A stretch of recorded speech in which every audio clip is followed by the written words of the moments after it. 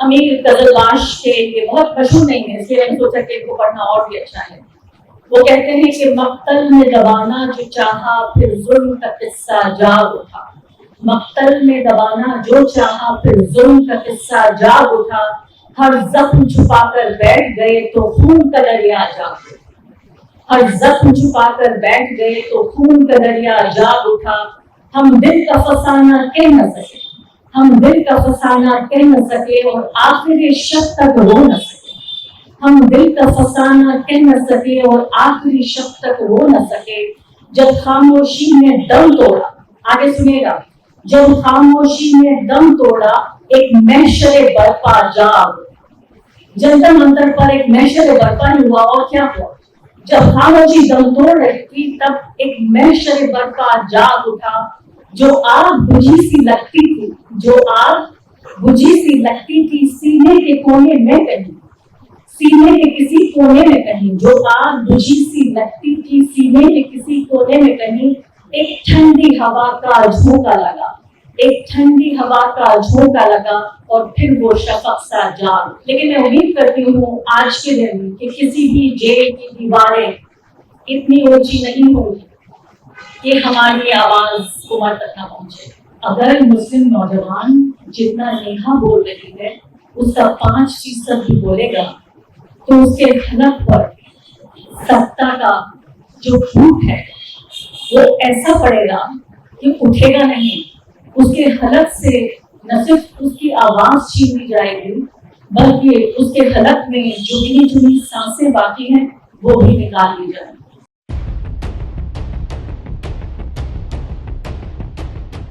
یہ محض ایک اتفاق ہے. نیہا نے مجھ سے یہ سوال پوچھا اور آپ یقین جانیں کہ میں یہی بات کہنے کے لیے، یہی بات بتانے کے لیے یہاں پر آئی تھی کیونکہ موسم ہے انقلاب کا، ڈسینٹ کی خوشبو ہماری فضا میں ہے. اور آپ یہ دیکھیے کہ جتنا پچھلے 50 دن میں انقلاب زندہ باد کے نعرے ہم نے سنے ہیں، کہے ہیں، ریکارڈ کیے ہیں، براڈ کاسٹ کیے ہیں. مجھے یاد نہیں پڑتا کہ NTCA NRC موومنٹ کے بعد جو اس جنریشن کے لیے ان کا پہلا انقلاب تھا، اب ان سے بھی نئی اور بہت خطرناک جنریشن آ گئی ہے. میں سوچ رہی تھی دوسرے پہ کچھ لوگ ان کے کامنٹس میں پڑھ رہی تھی، چھوٹے چھوٹے اکاؤنٹس تھے اور زیادہ تر مسلم نوجوانوں کے اکاؤنٹس تھے. تو مجھے لگا کہ ایک ذمہ داری میری یہ بنتی ہے کہ میری آواز تھوڑی سی بڑی ہے ان سے، اور اتفاق سے ایک ایسے منچ پہ بلایا گیا جہاں اور بڑی بڑی آوازیں ہیں اور اتنے کیمرے ریکارڈ کر رہے ہیں. تو وہ جو ٹویٹس میں پڑھ رہی ہوں پچھلے 2-3 دنوں سے، 4 دنوں سے، اور اس پورے CJP موومنٹ کے دوران جس کو 4 لائکس اور 2 ریٹویٹ ملتے ہیں، میں یہاں اس کو ایمپلیفائی کرنا چاہتی ہوں. اور اس کا سیدھا مقصد یہ تھا کہ جیسے میں نے کہا کہ مسلم نوجوان، اس میں سے بہت سارے لوگ ہیں جنہوں نے NTCA NRC موومنٹ میں حصہ لیا، اور بہت سے ایسے ہیں جو انہوں نے اس وقت اتنے چھوٹے تھے کہ اب لوریاں سن رہے تھے وہ کہ شاہین باغ کا جو انقلاب تھا وہ کیا تھا. تو وہ اتنے چھوٹے ہیں کہ انہوں نے لوریوں میں سنا ان چیزوں کو اور سنتے ہوئے بڑے ہو گئے. اور آپ کو یقین نہیں ہوگا 2019 سے لے کے اب تک سوچیے 7 سال اس بات کو گزر چکے ہیں. یعنی وہ بچے جن کو ہم جنزی کہتے ہیں 14-15 سال کے، وہ کتنے چھوٹے رہتے ہوں گے اس وقت. تو ان میں سے کئی لوگ ان کے ٹویٹس میں پڑھ رہی تھی اور ان کے ٹویٹس میں ایک حسد نہیں تھی، ایک خلش تھی اور ایک کسک تھی. اور نیہا بولا کہ خاص کر نیہا نے ایک اپنا 2-3 منٹ کا ایک ویڈیو شاید کولکاتہ سے پوسٹ کیا تھا. اس کے بعد کئی مسلم نوجوانوں کو میں پڑھ رہی تھی کہ وہ کیا کہہ رہے ہیں اس پر. اور نیہا بھی Neha, I mean as brave, as courageous, as articulate as she is، اتنا اچھا لگ رہا تھا. مطلب میں جب بھی نیہا کو سنتی ہوں ایسا لگتا ہے کہ کانوں میں جیسے کوئی شہد گھل گیا ہو. لیکن اس شہر کے بیچ بھی کیا کوئی کسک، ایک خلش محسوس کر سکتا ہے. اور وہ نوجوان کہہ رہے تھے کہ بہت اچھا لگ رہا ہے نیہا کو دیکھ کر کہ نیہا ایک ہندو لبرل ہے، وہ انقلابی باتیں کرتی ہے، اس کی باتوں میں کتنا انسپریشن ہے، اس کی باتوں میں ڈیموکریسی کی باتیں ہیں، برابری کی باتیں ہیں، ڈسینٹ کی باتیں ہیں، کانسٹیٹیوشن کی باتیں ہیں. اگر مسلم نوجوان جتنا نیہا بول رہی ہے اس کا 5% بھی بولے گا تو उसके हलक पर सत्ता का जो भूत है वो ऐसा पड़ेगा कि उठेगा नहीं।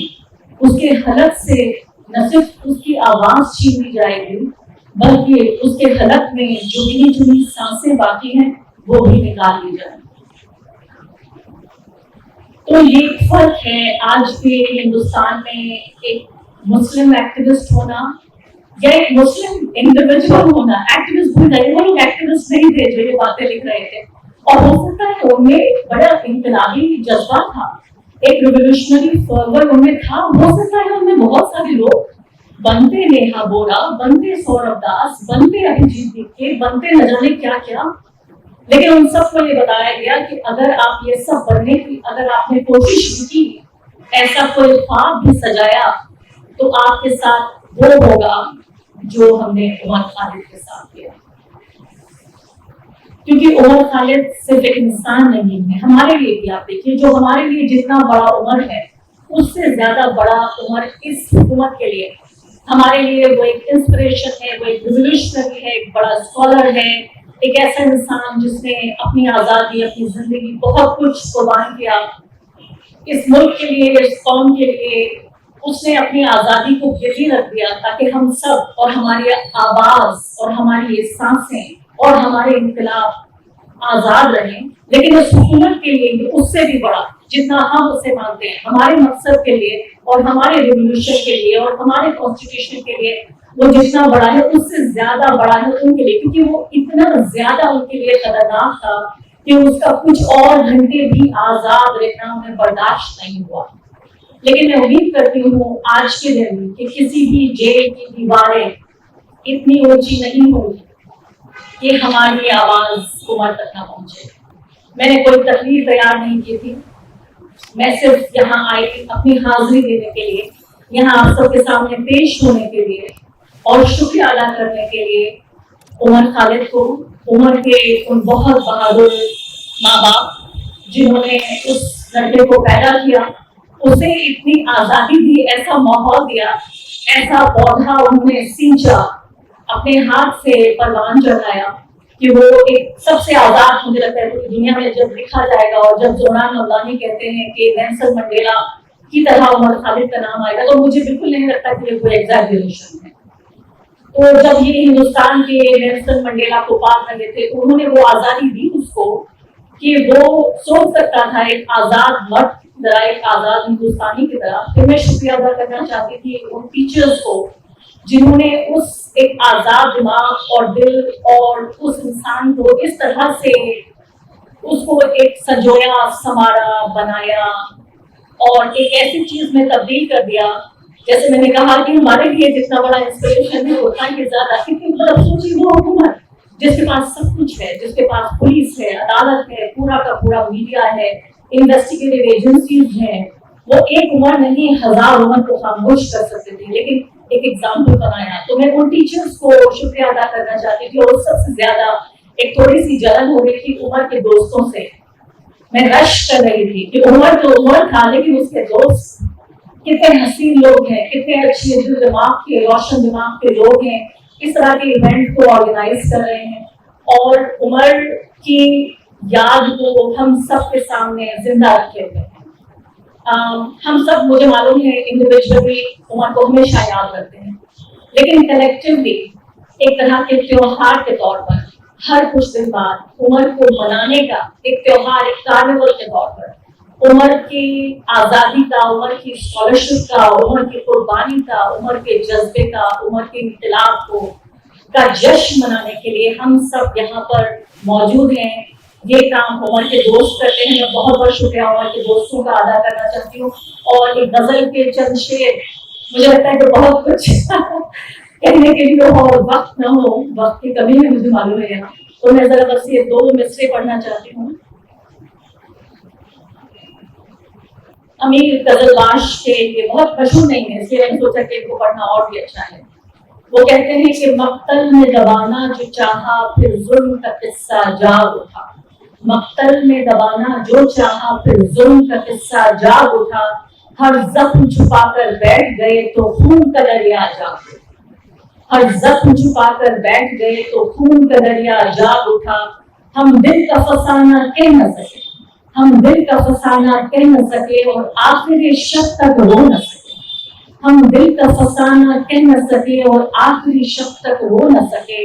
जब खामोशी ने दम तोड़ा, आगे सुनिएगा, जब खामोशी ने दम तोड़ा एक महशरे बरपा जाग। जंतर मंतर पर एक महशरे बरपा हुआ और क्या हुआ?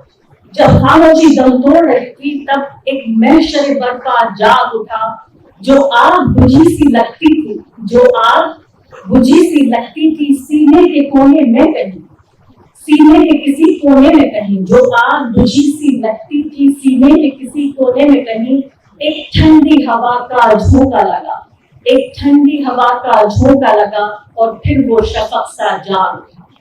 आज उमर हम सब के बीच जाग रहा है और जैसे मैंने कहा कि किसी भी हुकूमत में इतनी ताकत नहीं है, किसी जेल की दीवारें इतनी ऊंची नहीं है कि हमारी ये आवाज उमर तक ना पहुंचे। उमर की ये जो कैद है वो हम सबको दुख देती है, लेकिन मुझे लगता है कि उमर जेल से कहीं ज्यादा हमें इंस्पायर कर रहे हैं जितना शायद वो, मैं उम्मीद करती हूँ कि हमारे बीच वो जल्द आएंगे।